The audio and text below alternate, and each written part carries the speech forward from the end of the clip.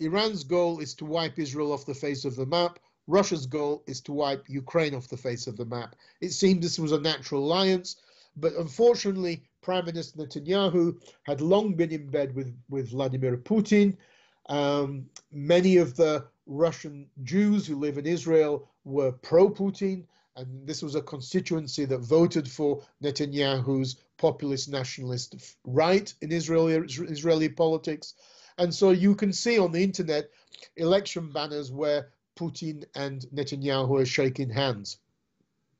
Now, this should theoretically change. With the removal of the Assad regime, Israelis no longer, or Israeli leaders no longer have an excuse to fall back on this myth that we can't really support Ukraine because Russia's in Syria and it's a delicate situation. That's all gone. The Assad regime's gone. Iranian and Russian influence has gone from Syria. This means that, as I always believed, that this was a myth promoted by Israel. It wasn't the real reason why Israel was reluctant to get into bed with Ukraine in some kind of military alliance. But that is long overdue.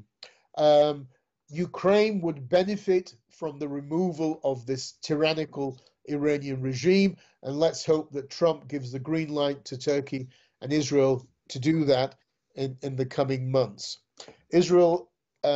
Iran is now in a very weak position. Let's capitalize on that and give the Iranian people their freedom and liberties.